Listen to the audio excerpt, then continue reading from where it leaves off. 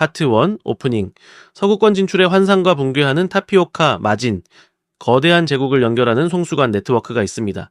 지도 위에서 보면 이 네트워크는 대륙을 가로지르며 압도적인 위용을 자랑합니다.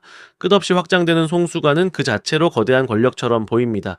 하지만 정작 물을 끌어오는 수원지의 수위는 메말라가고 있고 각 지역의 주민들은 자신들만의 저렴한 우물을 파기 시작했습니다. 아무리 파이프라인을 길게 연장하고 화려하게 포장하더라도 파이프 안을 채울 물의 원가가 치솟고 있다면 그 거대한 인프라는 머지않아 막대한 유지비에 늪으로 전락하고 맙니다. 지금 글로벌 식음료 프랜차이즈 시장에서 벌어지는 대규모 인수전의 본질이 정확히 이와 같습니다.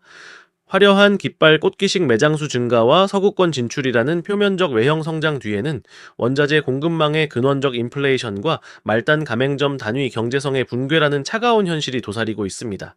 이번 시간에는 글로벌 사모펀드 TA 어소시에이츠가 과거 한국의 사모펀드인 유니슨 캐피탈로부터 인수한 공차 글로벌 매각 개시에 또 다른 글로벌 사모펀드들인 베인 캐피탈과 제너럴 아틀란틱이 20억 달러의 인수 관심을 표하고 있다는 단순한 딜의 표면적 밸류에이션이 아닌 그 이면에 설계된 구조적 맹점과 통제 메커니즘을 해체합니다.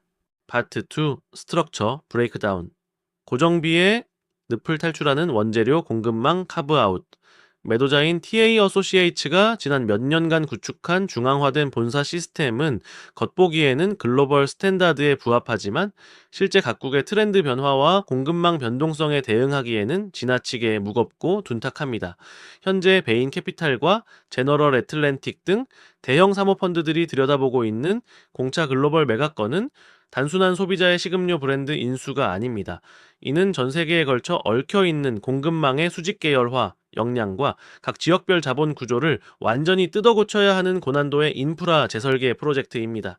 시장은 공차의 서구권 매장 확대 속도에 환호하지만 구조주의적 관점에서 이는 철저히 자본 잠식형 확장일 뿐입니다. 미국과 영국의 매장들은 인건비와 설비 투자 비용이 아시아권 대비 막대합니다.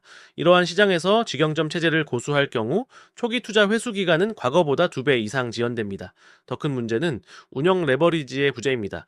서구권 확장을 통제하기 위해 구축된 방대한 로컬 관리 법인들은 고정비를 급증시켰고, 이는 매출이 늘어날수록 본사가 감당해야 할 관리 리스크와 비용이 선형적으로 혹은 그 이상으로 증가하는 함정을 만들어냈습니다. 성장이 이익으로 직결되는 폭발점을 잃어버린 것입니다.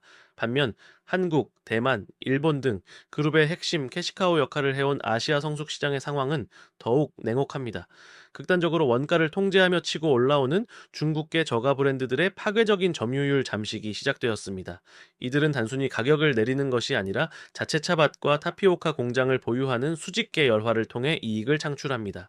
이러한 공세 속에서 공차 가맹점주들은 샌드위치 신세가 되었습니다. 원단과 유제품 등 핵심 원자재의 글로벌 인플레이션을 소비자 가격으로 온전히 전가하지 못하는 순간 가맹점 단위의 공원 이익은 마이너스로 돌아섭니다. 점주의 수익이 보장되지 않는 프랜차이즈 모델은 본사를 향한 로열티 지급 중단과 연쇄 폐점이라는 구조적 붕괴로 이어집니다. 따라서 이 딜의 실제 무게중심은 브랜딩이나 신제품 마케팅 전략에 있지 않습니다. 첫 번째 핵심 동의는 파편화된 원부자재 공급망의 완벽한 중앙화 및 분리입니다. 전 세계 수천 개 매장으로 매일 흘러가는 차십과 타피오카, 당류의 거대한 물류 네트워크를 단순한 구매 부서가 아닌 독립된 인프라 자산으로 유동화해야 합니다. 글로벌 소식 물량을 통합하여 단가를 통제하고 이 물류망 자체를 수익을 창출하는 거대한 인프라 펀드처럼 운영하여 매출 원가를 구조적으로 낮추는 작업이 선행되어야만 합니다. 이는 향후 엑시트 시점에 글로벌 인프라 펀드의 공급망 부문만 따로 스핀오프하여 매각할 수 있는 선택지를 열어줍니다. 두 번째 멱살을 쥐고 있는 요소는 고정비 체력의 전면적인 위험 전가 메커니즘 도입입니다. 고비용, 고위험 국가의 직영 매장을 현지 전략적 파트너 중심의 마스터 프랜차이즈나 조인트 벤처 모델로 신속히 전환해야 합니다. 글로벌 본사는 막대한 설비 투자와 고용, 법적 리스크를 현지 자본에 과감히 넘기고 오직 데이터 기반의 글로벌 메뉴 큐레이션과 공급망 관제탑 역할에만 집중하는 초경량 지주사 모델로 탈바꿈해야 합니다. 일괄적인 글로벌 로열티 수취 구조 역시 지역별 구매력 평가 지수와 핵심 물가 상승률에 연동되는 변동형 시스템으로 개편하여 말단 가맹점의 생존 현금 흐름을 방어하는 유연성을 확보해야 합니다. 더불어 주목해야 할 것은 가치 창출 경로의 전환입니다. 노동 집약적인 식음료 프랜차이즈 모델은 전통적인 멀티플 평가 방식에서 한계를 지닙니다. 하지만 이를 자산 경량화 플랫폼과 공급망 금융이 결합된 형태의 비즈니스로 재정의한다면 이야기는 달라집니다. 가맹점 단위에서 발생하는 매일의 결제 데이터와 재고 소진 속도를 실시간으로 추적하는 통합 클라우드 전사적 자원 관리 시스템을 도입하는 것이 필수적입니다. 이 데이터 통제권은 곧 권력이 됩니다. 본사는 수요 예측의 정확도를 끌어올려 물류 창고에 쌓이는 악성 재고를 없애고 운전자본 회전율을 극대화하여 인겨현금 흐름을 창출해 내야 합니다. 창출된 현금은 공격적인 부채 상환에 투입되어 인수금융의 이자 비용을 줄이고 펀드의 지분 가치를 수직 상승시키는 선순환 고리를 완성하게 됩니다. 매도자인 TA어소시에이츠가 시장에 흘리는 긍정적인 전망과 높은 밸류에이션 배수는 과거 고성장기에나 통용되던 환상입니다. 차기 설계자는 이 낡은 내러티브를 철저히 걷어내고 본사 슬림화에 따른 막대한 일회성 구조조정 비용과 저가 브랜드의 침투를 방어하기 위한 구조적 마진 훼손분을 진입가격 산정 모델에 냉혹하게 반영해야 합니다. 이 딜은 익숙한 프랜차이즈 간판을 비싼 값에 사는 것이 아닙니다. 국경 간 물류 인프라 네트워크를 제값보다 싸게 사들여 데이터 통제 플랫폼으로 리패키징하는 고도의 금융공학적 변환입니다. 단일 음료 브랜드의 수명 주기에 베팅하는 낭만적인 투자가 아니라 현금 흐름의 병목을 정확히 찾아내고 그 병목을 독점적으로 통제하는 자가 이익을 가져가는 구조를 뼈대부터 다시 세우는 치열한 작업입니다. 파트 3, 거버닝 로직, 미쇄빙청의 공세와 GLP-1 비만약이 부르는 죽음의 소용돌이. 설계자는 결코 장밋빛 미래만을 믿고 천문학적인 자본을 베팅하지 않습니다. 자, 딜의 겉면은 언제나 화려한 성장 스토리로 포장되어 있지만 계약서의 가장 깊은 곳, 자, 실제 현금이 오가는 인프라의 바닥에는 극도로 차갑고 보수적인 방어선이 구축되어 있습니다. 자, 이번 공차 글로벌 매각건을 들여다보는 대형 사모펀드들의 계상이 역시 마찬가지입니다. 이 구조는 어떻게 팔 것인가라는 엑시트 내러티브보다 어떻게 원금을 잃지 않을 것인가라는 하방 통제에 극도로 치중되어 있습니다. 그 이유는 바로 식음료 프랜차이즈 비즈니스가 태생적으로 지니고 있는 유행의 단명성 때문입니다. 자, 투자위원회를 통과하기 위한 진정한 핵심은 대상 기업을 얼마나 비싸게 상장시킬 것인가가 아니라 최악의 매크로 환경이 닥쳤을 때도 선순위 인수금융의 이자와 원금을 어떻게 강제적으로 회수할 것인가를 설계하는 데 있습니다. 이를 위해 인수자들은 자본 구조를 철저하게 재설계합니다. 무리한 풀 레버리지를 일으키는 대신 에퀴티와 선순위 대출, 그리고 메자닌 성격의 자본을 보수적으로 배분합니다. 그리고 여기에 이 딜의 가장 강력한 하방 통제 장치인 캐시 스윕 조항을 삽입합니다. 캐시 스윕은 단순한 재무 약정이 아닙니다. 이는 한국, 대만, 일본 등 캐시카우 역할을 하는 아시아 핵심 법인에서 발생하는 모든 인겨 현금 흐름을 본사 지주사로 진공청소기처럼 빨아들이는 구조적 진공관입니다. 특정 임계치를 넘어서는 영업이익이 발생하면 그 자금은 가맹점 지원이나 브랜드 재투자가 아니라 즉각적인 선순위 대출 원금 조기 상환에 강제 배정됩니다. 이는 금리 변동성에 대한 노출을 최소화하고 펀드의 자본 회수 기간을 극단적으로 단축시키는 무기입니다. 또한 운영 측면에서의 위험 전가 메커니즘도 정교하게 작동합니다. 앞서 언급한 바와 같이 서구권 시장의 팽창은 막대한 고정비와 법적 리스크를 수반합니다. 현명한 설계자는 이 폭탄을 직접 안고 가지 않습니다. 직영 중심의 기존 구조를 해체하고 현지의 강력한 유통망과 자본력을 갖춘 전략적 파트너에게 마스터 프랜차이즈 권한과 조인트 벤처 지분을 넘깁니다. 이는 표면적으로는 파트너십의 형태를 띠지만 본질적으로는 매장 출점에 따른 인테리어 비용, 장기 상업용 부동산 임대차 계약의 부채, 그리고 까다로운 현지 노동법 준수 리스크를 현지 자본에게 완벽하게 떠넘기는 리스크 트랜스퍼 전략입니다. 글로벌 본사는 오로지 브랜드 로열티와 원자재 공급 마진이라는 안전한 파이프라인의 꼭대기에 앉아 밑바닥의 진흙탕 싸움과 운영 손실로부터 철저히 격리됩니다. 마지막으로 딜 클로징 직후 발생할 수 있는 정보의 비대칭성과 실사 과정에서 발견하지 못한 숨겨진 부실에 대한 최종 방어막이 필요합니다. 이를 위해 신규 인수자는 현 매도자인 TA 어소시에이츠에게 매각 대금의 일부를 챙겨 떠나는 것을 허락하지 않고 신규 지주사의 지분 일부를 다시 매입하도록 롤오버를 강제할 것입니다. 배를 떠나는 선장에게 다시 배의 지분을 쥐어줌으로써 인수 이후 발생할 수 있는 우발 채무나 가맹점의 연쇄, 이탈 리스크에 대해 구주주와 신주주가 재무적 고통을 분담하도록 묶어두는 것입니다. 이처럼 철저하게 설계된 하방 통제의 그물망 위에서만 엑시트를 향한 밸류업의 그림이 그려질 수 있습니다. 완벽해 보이는 방어선에도 불구하고 거시적 외부 요인과 기업의 내재적 취약점이 교차하는 지점에는 언제나 치명적인 뇌관이 존재합니다. 우리는 실사 과정에서 드러나는 표면적 재무지표 이면의 도살인 밸류에이션 자체를 붕괴시킬 수 있는 구조적 맹점을 직시해야 합니다. 일단 직접 경쟁이 심화되고 있습니다. 특히 시장이 중국의 미쉐빙청의 약진을 단순한 저가 밀크티의 승리나 가성비 트렌드 수준이 아니라 설계자의 눈에는 이것이 공차의 단위 경제성을 근원부터 붕괴시키는 인프라 폭격으로 읽힙니다. 미쉐빙청은 단순히 음료를 싸게 파는 회사가 아닙니다. 자체 차십 농장과 타피오카 가공 공장, 독자적인 물류망까지 완벽하게 수직 계열화한 거대한 공급망 펀드가 프랜차이즈라는 껍데기를 쓰고 최전선에 나선 것에 불과합니다. 이 극단적인 원가 통제력 앞에서 공차에 파편화된 외부 조달 네트워크는 치명적인 약점을 노출합니다. 거시적 인플레이션으로 원당과 유제품 가격이 요동칠 때 완벽한 수직 계열화를 이룬 미쉐빙청은 내부 마진을 태워 충격을 흡수하며 점유율을 융단 폭격하지만 공차의 가맹점주들은 치솟는 원가를 소비자 가격에 온전히 전가하지 못해 이익이 곤두박질치게 될 수 있습니다. 즉 지금 아시아 핵심 캐시카우 시장에서 벌어지는 1라운드는 브랜드 간의 낭만적인 선호도 경쟁이 아닙니다. 공차의 애매해진 어포더블, 프리미엄 포지셔닝을 샌드위치처럼 누르고 가맹점의 현금 흐름을 고갈시켜 본사를 향한 로열티 지급을 구조적으로 단절시키는 공급망 자본 간의 비대칭 교전입니다. 하지만 다음번에 기회가 되면 다룰 내용이기도 한 가장 두려운 파급 효과는 제약 및 바이오 트렌드에서 시작됩니다. 위고비, 오젬픽으로 대표되는 비만 치료제의 글로벌 대중화는 단순한 헬스케어 이슈가 아닙니다. 이는 식음료 산업 전체의 고당분, 고탄수화물 카테고리에 대한 구조적 수요 파괴를 의미합니다. 타피오카 펄과 막대한 당류를 핵심 베이스로 하는 버블티 비즈니스는 이 메가 트렌드의 직격탄을 피할 수 없습니다.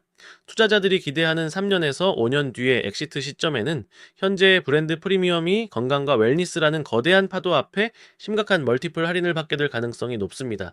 수요의 구조적 감소는 결국 가맹점의 단위 경제성을 무너뜨리고 이는 다시 본사의 현금 창출력을 마비시키는 죽음의 소용돌이로 이어집니다. 여기에 지정학적 단일 장애점이라는 물리적 리스크가 결합됩니다. 공차가 내세우는 프리미엄 레시피와 글로벌 스탠다드의 이면에는 대만산 고품질 차십과 특정 배합의 원재료에 대한 절대적인 의존성이 존재합니다. 만약 대만 해협을 둘러싼 지정학적 긴장감이 임계점을 넘어 글로벌 해운 물류망이 통제되거나 단절된다면 어떻게 될까요? 이는 단순히 며칠간의 재고 부족 사태로 끝나지 않습니다. 전 세계 수천 개 매장에 동일한 품질의 음료를 공급한다는 프랜차이즈의 대전제 자체가 무너지게 됩니다. 대체 공급망을 확보하지 못한 상태에서의 지정학적 리스크는 기업 가치를 단숨에 반토막 낼 수 있는 치명적 뇌관입니다. 마지막으로 재무적 착시 현상을 경계해야 합니다. 매각이라는 중대한 이벤트를 앞두고 매도자는 기업 가치를 극대화하기 위해 글로벌 총매장 수를 무리하게 유지하려는 유혹에 빠지기 쉽습니다. 실질적인 공원 이익이 마이너스인 부실 가맹점임에도 불구하고 본사 차원에서 마케팅비를 과다하게 지원하거나 원자재 대금 결제를 암묵적으로 유예해주며 인공호흡기를 달아놓았을 가능성을 배제할 수 없습니다. 이는 미래의 잠재적 부실을 현재의 매출로 둔갑시키는 행위입니다. 설계자는 실사 과정에서 각 가맹점의 실질 현금 전환 주기와 매출 채권의 회전율을 낱낱이 해부하여 허수 섞인 점포수의 환상을 걷어내고 진짜 밸류에이션의 바닥을 확인해야만 합니다. 파트 4 신디케이트 애플리케이션 육체적 실행을 전가하고 데이터 관제탑을 점령하는 법. 거대한 사모펀드가 수조 원을 움직이며 짜놓은 이 냉혹한 하방 통제와 리스크 전가의 메커니즘을 단순히 남의 집 잔치나 것이 경제의 뉴스거리로 소비해서는 안 됩니다. 이 영상의 목적은 표면적인 딜 사이즈에 압도당하는 것이 아니라 그 뼈대를 발라내어 우리 각자의 전장에 이식하는 데 있습니다. 사모펀드가 고정비의 늪에 빠진 글로벌 식음료 본사를 해체하여 에셋 라이트 플랫폼과 공급망 인프라 펀드로 분리해내는 이 거대한 구조적 로직은 자본이 없는 개인이나 소규모 사업체 혹은 마이크로 GP를 지향하는 플레이어들에게 가장 치명적인 무기가 될 수 있습니다. 만약 제가 이 딜의 구조적 원리를 훔쳐서 내 개인 딜룸이나 지식 기반의 커뮤니티 혹은 마이크로 플랫폼을 설계한다면 가장 먼저 내가 가진 비즈니스의 밸류체인에서 무거운 실행의 영역과 가벼운 통제의 영역을 철저하게 분리하는 작업부터 시작할 것입니다. 대부분의 주니어 전문가나 1인 창업자, 초기 스타트업들이 무너지는 이유는 단 하나입니다.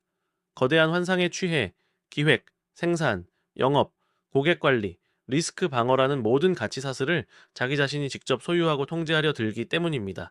이는 마치 공차 글로벌 본사가 미국과 영국 한복판에 비싼 임대료를 내고 직영점을 차린 뒤 인건비 상승과 노무 리스크를 온몸으로 맡고 있는 것과 정확히 같은 구조적 패착입니다.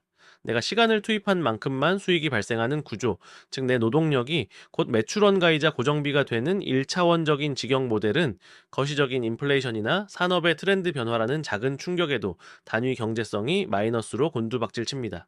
설계자의 시각에서 나의 판을 다시 짜야 합니다.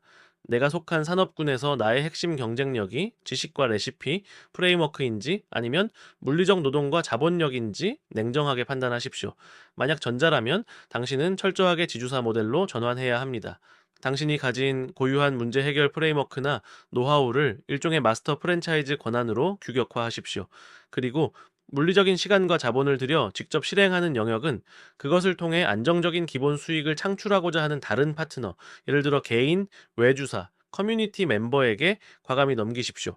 이들에게 당신의 프레임워크를 독점적으로 공급하는 대신 당신은 이들의 매출이나 성과에 연동되는 변동형 로열티를 수취하는 구조를 짜는 것입니다.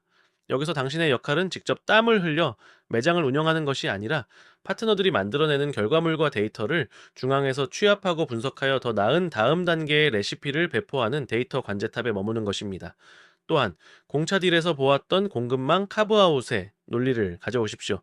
당신의 개인 비즈니스나 콘텐츠 생산 과정에서 반복적으로 발생하는 병목 현상, 예를 들어 단순 데이터 수집이나 초기 리서치 혹은 영상 편집과 같은 과정을 당신의 내부의 고정비로 두지 마십시오.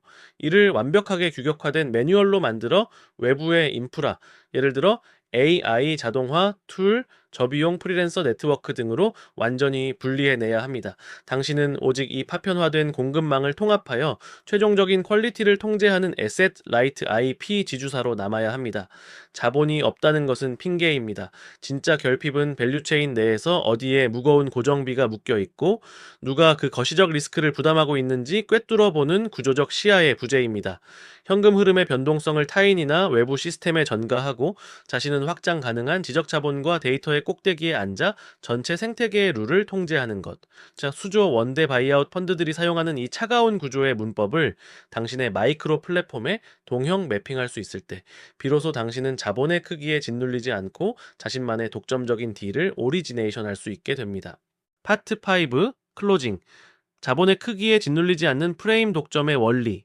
공차 글로벌 바이아웃 딜은 단순한 식음료 브랜드의 성공적인 엑시트 스토리가 아닙니다.